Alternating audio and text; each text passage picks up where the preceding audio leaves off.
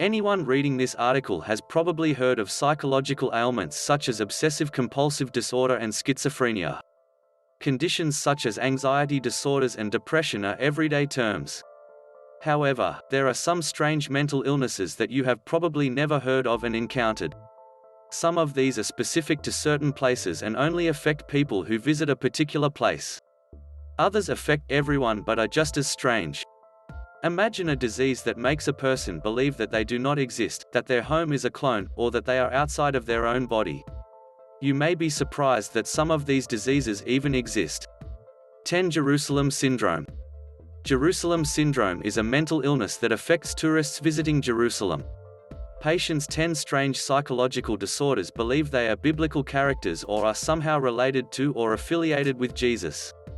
In one example, an Irish woman went to a hospital claiming that she was about to give birth to baby Jesus, even though she was not pregnant. Another man from Canada thought he was Suleyman and tried to tear down a wall. An Austrian man asked the chefs at his hotel if he could prepare his Last Supper, and there are reports of tourists who think they are biblical characters like King Solomon. Others suddenly start preaching or just shout in the streets. One famous case involved a British man planning to have Satan killed himself in order to trigger the end of the world. The syndrome affects about 50 tourists each year, but these are the only documented ones. Authorities believe many more cases have happened. Interestingly, most patients recover from the discomfort the moment they leave Jerusalem. 9. Stendhal Syndrome. Stendhal syndrome, also known as Florence syndrome or hyperculturemia, is a psychosomatic disorder that can affect people who visit art galleries. Patients can be affected enough to suddenly develop symptoms due to the beauty of the artworks on display. Their hearts beat faster and they feel dizzy and confused. Some people pretend to be crazy, hallucinate, and even unconscious. Some patients do not need to be in an art gallery for the syndrome to occur. When they are in any beautiful environment, they will show the symptoms. Stendhal syndrome was first written by Henry Marie Bale, Naples and Florence, A Journey from Milan to Reggio, in his 1817 book Naples and Florence, under the pseudonym Stendhal. Bale wrote that he was so surprised by the beautiful ceiling frescoes in the Santa Croce Cathedral in Florence, Italy, that he now exhibits some of the symptoms of the disease on which his name is on. 8. Frigoli illusion. The Frigoli illusion makes a person believe that other people are the same person in disguise. Someone who has Frigoli delusions will say that the differences in the clothes and appearance of others are just an elaborate disguise to make the sufferers think that others are not the same person. Someone who has Frigoli delusions will say that the differences in other people's clothes and looks are just an elaborate disguise to make the sufferers think that others are not the same person. The disorder is named after Leopoldo Frigoli, an Italian actor who has the ability to impersonate many and is known for this talent. It was first observed in an anonymous patient who believed everyone was one of two actresses named Sarah Bernhardt and Rabin. The patient was so convinced that he attacked a stranger he believed to be Rabin. It is very difficult, if not impossible, to convince people who display the Frigoli illusion that they are suffering from an ailment. A 10-year-old patient believed that everyone he saw was his father in disguise. When someone pointed out that she could not be the father of the nurse because she was a woman, she claimed that her father was intelligent enough to hide herself and that the doctors could not detect it. 7. Clinical lycanthropy. Clinical lycanthropy is a mental illness that makes people think that they have turned into animals, especially wolves. To adapt to their alleged transformations, clinical lycanthropy patients often love animals and try to use their fingers like claws. They will complain of growing hair on their arms and sometimes make the reflection of an animal wrong in its mirror. The first case report was published in 1852, when a man thought he had become a werewolf. He believed it was covered in bristles and had sharp, wolf-like teeth. Both were not correct. He insisted on eating raw meat but did not eat it when it was served, because he only wanted rotten meat. Fortunately, clinical lycanthropy is rare. Since 1850, 13 human cases have been reported who only believed to be wolves. However, when we consider other cases involving people who think they have turned into other animals, it increases to 56. Doctors believe some cases have been overlooked because psychiatrists may misdiagnose clinical lycanthropy as schizophrenia, bipolar disorder, or psychotic depression. 6. Cotard syndrome. Cotard syndrome is a mental illness that makes patients think they are dead. They believe they are not in control of their body and may even assume that they are already bruised. However, some patients know they are alive but will mistakenly believe that parts of their bodies are dead or non-existent. Cotard syndrome is often caused by a traumatic event such as an accident or fainting. Patients believe they really died during the incident. And because they are already dead, they will believe that they will never die again. The disorder was first seen in an unnamed French woman identified only as Mademoiselle X.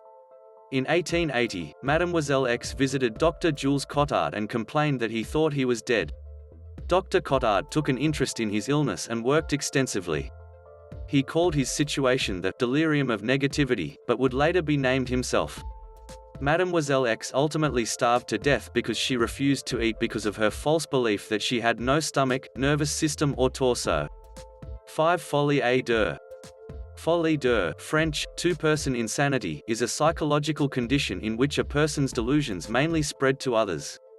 Folie à deux can be called folie à trois when it affects 3 people, folie of 4 when it affects 4 people, or folie en famille when it affects the whole family. Folie à deux was first documented in the 19th century, when a couple named Michael and Margaret thought someone was sneaking into their house and wearing their shoes. They believed it so much that they began to convince themselves that someone was actually sneaking in. In another case, the 3 sisters believed parts of the Bible were wrong and God wanted them to live in someone else's house. After demolishing the house, they were arrested and held in a cell where they stripped themselves naked and sang prayer songs. In a recent incident in 2016, a couple fled town with their 3 children over the belief that someone was trying to kill them. 2 of the 3 kids believe in the story, making it a folie. 4. Reduplicative paramnesia. Reduplicative paramnesia is a rare mental illness that makes patients think that their home or other building has been cloned. Sometimes they believe their home is hidden to look like another building. Many patients believe that the hospital where they are being treated is in fact their hidden home. Sometimes, patients assume that something wrong has been taken from their home and taken elsewhere. One woman who had a temporal lobe palsy suffered from the illness after she was discharged from the hospital. He claimed that some of the furniture was taken from his home to the hospital. 3. Succession disorder. Inheritance disorder, self-imposed false disorder or other illnesses applied in Munchausen syndrome, motivates patients to false illnesses. Patients can do anything to make people think they are really sick. They easily add impurities such as blood to urine samples and add heat to a thermometer to make people think they have a fever. In extreme cases, patients injure themselves and even undergo surgery for situations that are not present. They usually understand that they're not sick, but they don't understand why they're acting like they're sick. Even so, they don't stop pretending to be sick, even if there is evidence to prove that they are not sick. Intermittent disorder imposed on others, also called Munchausen syndrome by proxy, is a subcategory of inheritance disorder. It includes a person claiming that another person is sick. Oftentimes, it's usually a parent who says a child is sick. This is equally dangerous because the parent can hurt the child just to prove that they are really sick. 2. Delusional parasitosis. Delusional parasitosis is a mental illness that makes a person think that their skin is filled with animals such as parasites, lice, fleas, worms, and spiders. Patients often scratch their skin until they injure themselves. More desperate patients only use dangerous substances on their skin to get rid of the creatures. They even take skin and hair samples and place them under microscopic slides before presenting them to the doctor. Those affected are convinced of their delusions that they will confidently explain how they got into the body they created. In some cases, they will even claim that the parasites hit their body and their home. Delusional parasitosis usually affects older people and is more common in women than men. It is often the result of an underlying illness, such as an anxiety disorder that stinks the patient from getting sick. In rare cases, it is caused by other conditions such as schizophrenia and obsessive-compulsive disorder. Sometimes, it is just the sick person who suffers from paranoia, or it may be the result of drug addiction or alcohol withdrawal. Mental parasitosis can sometimes get worse when a person believes they are suffering from their illness.